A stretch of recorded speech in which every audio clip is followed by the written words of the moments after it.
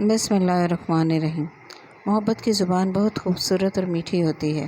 ہمارے نبی حضرت محمد صلی اللہ علیہ وآلہ وسلم نے اپنی میٹھی زبان اور عمدہ رویے اور اللہ کے فضل سے کافروں کے دلوں کو بدل دیا تھا۔ مگر ایک بات قابل غور ہے کہ جن کو ہدایت نہیں ملنی تھی اور جن کے دلوں پر کفر و شرک کے تالے لگے تھے، انہیں نہیں ملی۔ نبی صلی اللہ علیہ وآلہ وسلم کو اپنے سامنے دیکھ کر بھی ہدایت نہیں ملی۔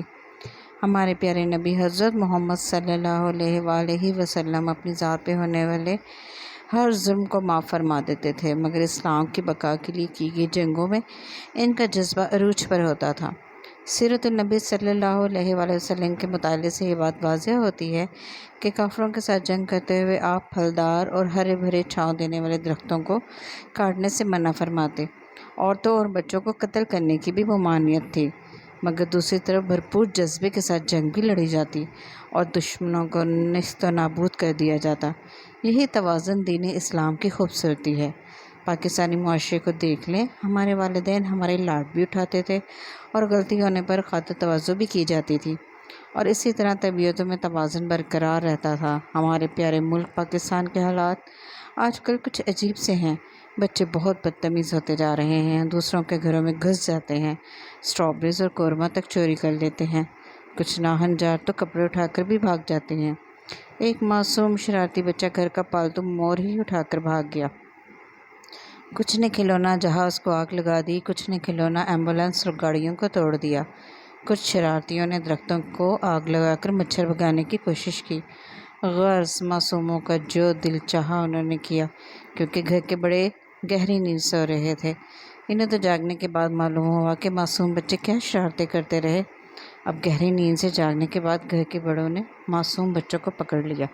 اس سے پہلے انہیں تھپڑ پڑتا، بچوں نے معافی مانگنی شروع کر دی۔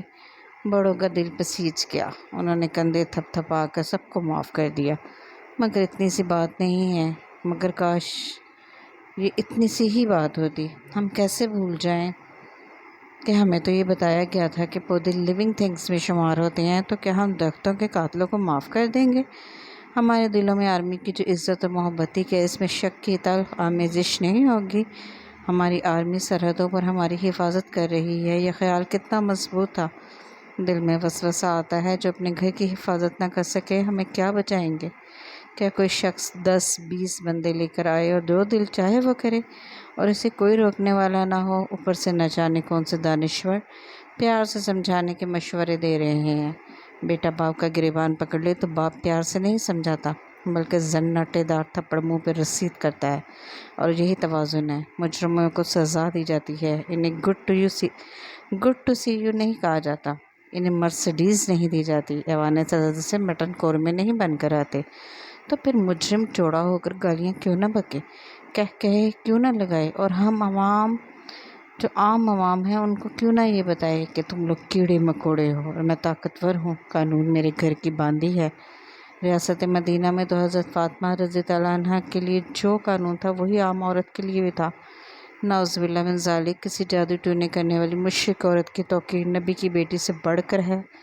60 ارب کی چوری کے مجرم کو مرسڈیز دی جائے اور کھانا چرانے والے کو تھپڑوں کی برسات میں تھانے میں بند کر دیا جائے۔ آخر ہم کہاں کھڑے ہیں؟ کیا ہم مسلمان ہیں؟ ہمارے اخلاقی معیار کیا ہیں؟ کیا یہ ملک صرف طاقتور کا ہے؟ کیا قانون اشرافیہ کے گھر کی باندھی ہے؟ نعوذ باللہ، کیا قیامت، قبر کا حساب، روز حشر کی سختیاں سب بھول چکے ہیں؟